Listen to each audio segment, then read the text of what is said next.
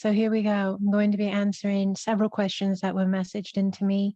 And thank you so much for sending these in.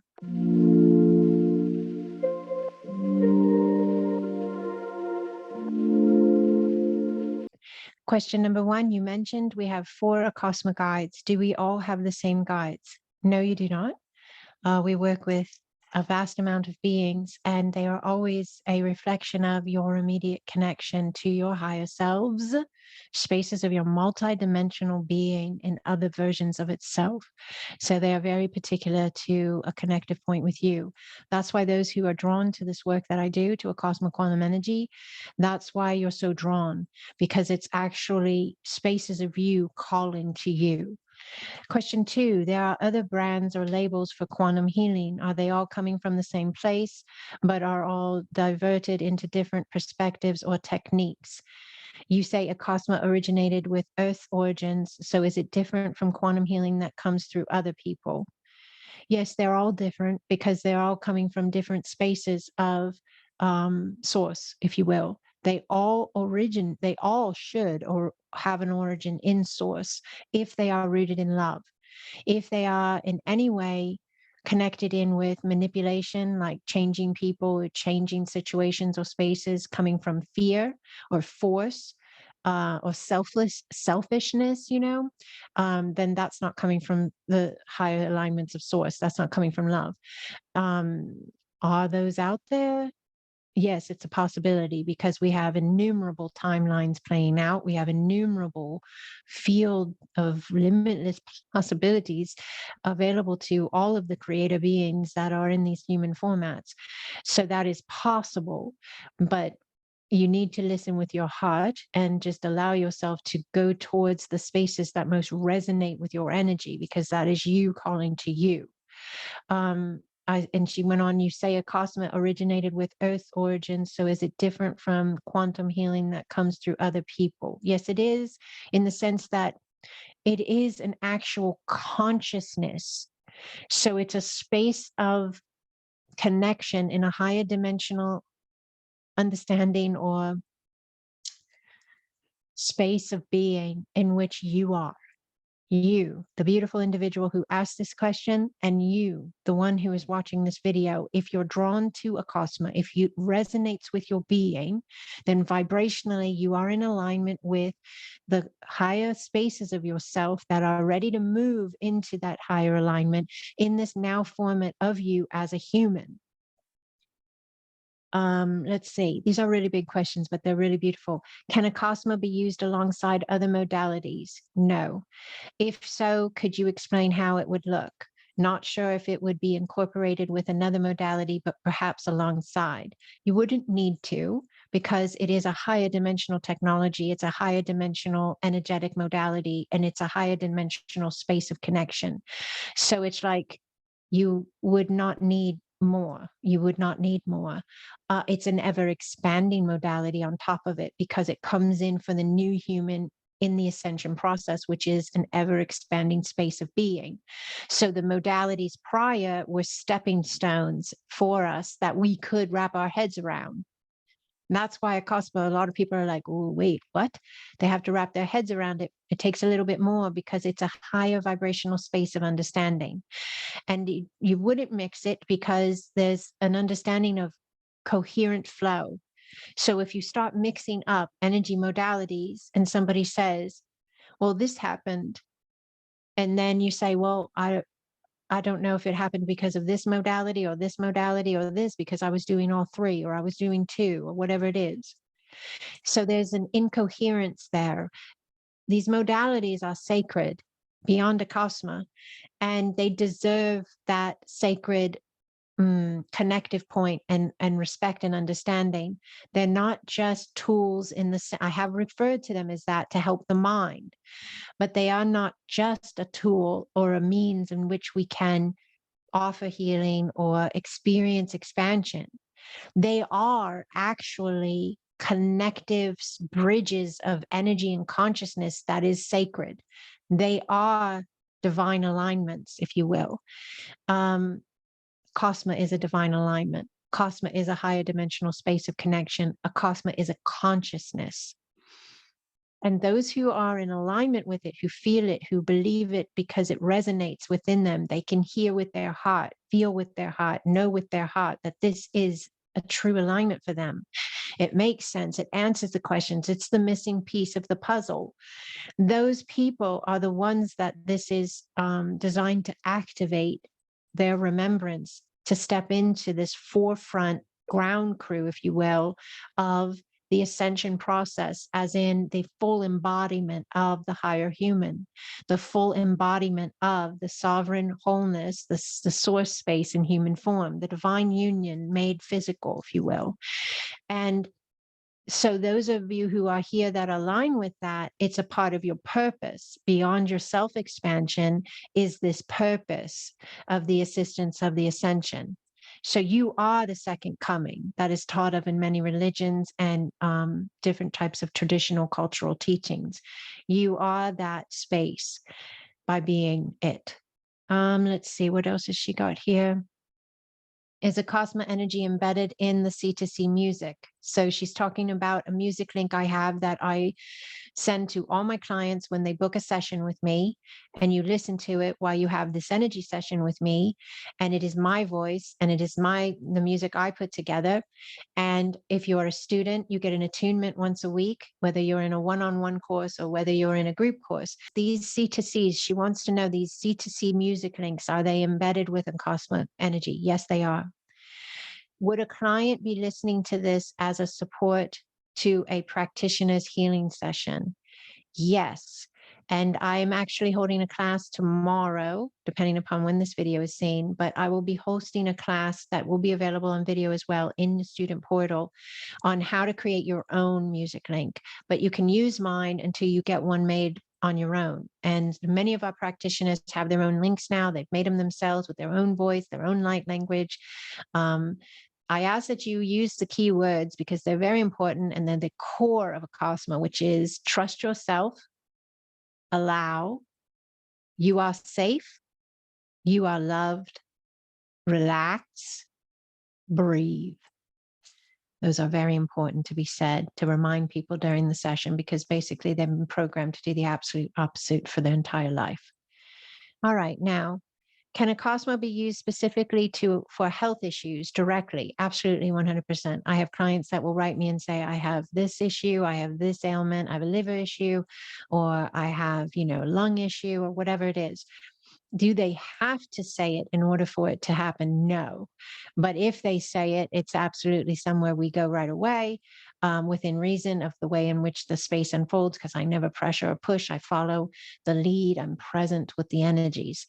But it absolutely can be utilized for specific health issues. I have a lot of people who have utilized it specifically, clients who come in for healing anxiety.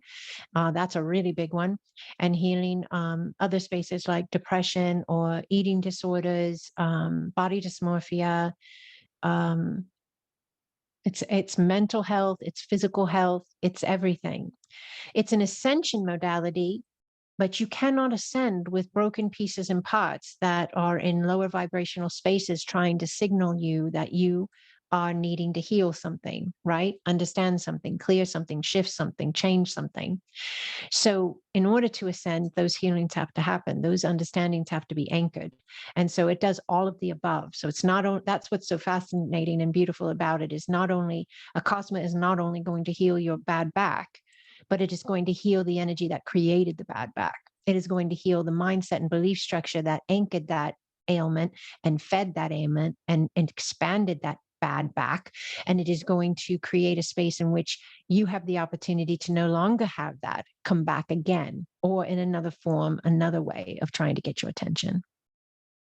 Did Yeshua and Mary always use quantum healing, as he seemed to use his hands on physical objects like earth and mud to heal a man's hearing?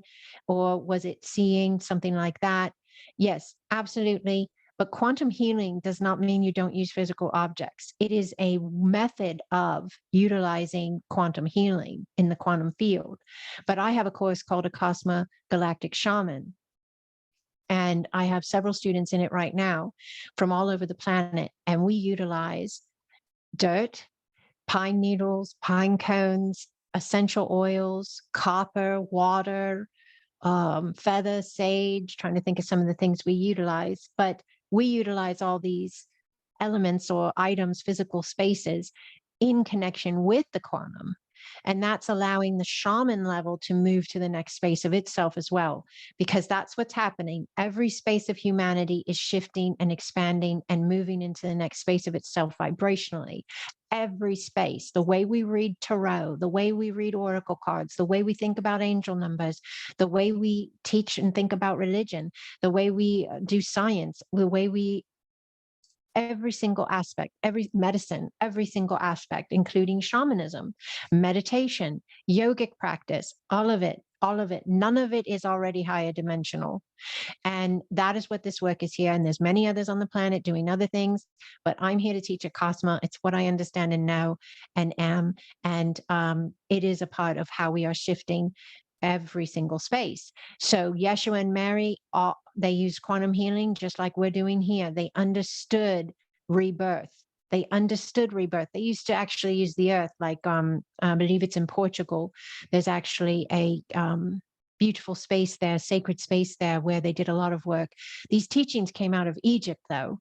So these teachings go back way before the Bible. These go back to, like, recordings in Sumeria, in Mesopotamia, like origination points as we think we know it, but we don't have all the correct information. What is taught of history of this planet and history of the human is not true. No. And so, yes, Yeshua and Mary, they did always do quantum healing work. That's what it is. See, we have different names for it where they performed a miracle. Well, they were moving energy and they were changing and shifting the vibrational frequency of the person.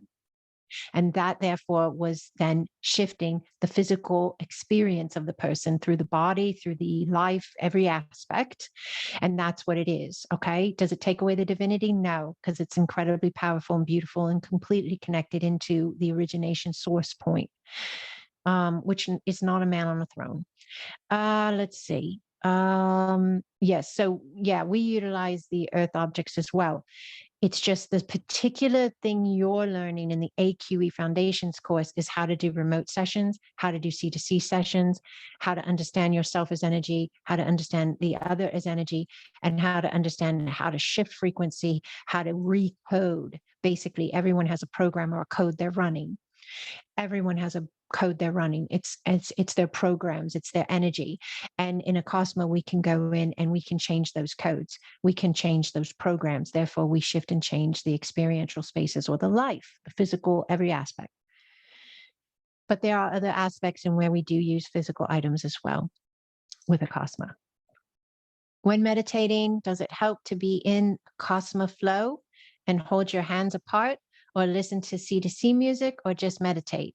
Absolutely. I'd listen to the C2C music or any of my meditations that are available, or make your own with the intention to embed Acasma energy into them after you've completed this course and you're running that consciousness more fully. Also, it's beautiful to put the hands like that and do Acasma flow for meditation. It's a powerful, powerful additive to meditation because you're just going to take it to the next level. And or you can do that, like if you're in a restaurant and somebody's having a hard time, a child's crying or somebody's not feeling well, I'll just put my hands on my lap under the table and I'll be like Cosmo flow in my mind. And I just start seeing the person and sending that beautiful healing energy to them. So yeah, there's many ways that you can implement this outside of the structure of a C2C consciousness to consciousness session. But it would definitely uptick the meditation for sure, the meditation space. This is an esoteric spiritual question. As I understand it, we are an extension of our oversoul. At some point in one of our soul's lifetimes, a soul can ascend by incorporating more and more of their oversoul essence and collapsing all those other individual souls into one, and then as a whole, moving into an even higher dimension. Do those individual lives, i.e. your mother, your sister, etc., become no longer available, or are they maintained somehow like a cell in the body? I love that you said that. Are they maintained somehow like a cell in the body?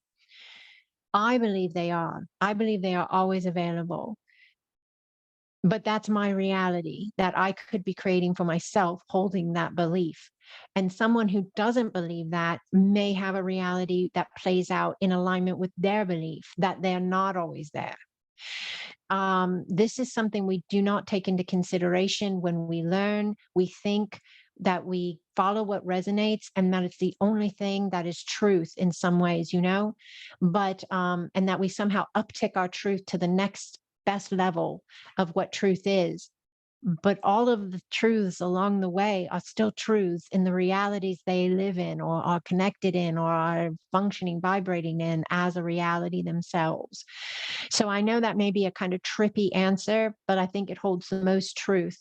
And so your understanding of them being maintained somehow like a cell in the body would kind of align with that understanding of the energy itself playing out according to the belief structure of the one holding it. So I love that. I think that's really powerful. And I love all your questions here. So these were all sent in by the same person. And they even said at the end, tell me if you don't want this many questions, LOL. And I won't be offended. And maybe you have already answered these. Thank you for all you do. So thank you, Holy One, for sending them in. And please keep sending. Please keep sending. It's so good that we are giving ourselves the opportunity to go deeper and to understand further. And that is ascension, because it's energy, it's information. And the more we talk about and tap into these spaces, we anchor them. The more we anchor them, we implement them, we be them, and we are them. And that is the ascension process, the embodiment of our higher selves, because we are that. We are not separate. We are not separate. So thank you unendingly. Please like, subscribe, comment. Please share this video with someone. Check out my book on Amazon, AQE Foundations by A.L. Garris. Remember who you are. Go to my website, Sacred Expansion. Check out my courses. Got a lot of things coming up. I got a workshop coming up in Florida. You want to come and meet me in person? 4-hour workshop in Florida. And there's even more to the event if you're interested in staying for a few more days and ceremony space with me at the beach and so forth. That's all on my website, sacredexpansion.com. Unending blessings upon you, Holy One. Ira sokoko ane, iana te ataua, oprokoko ea, iana sawakea, otono.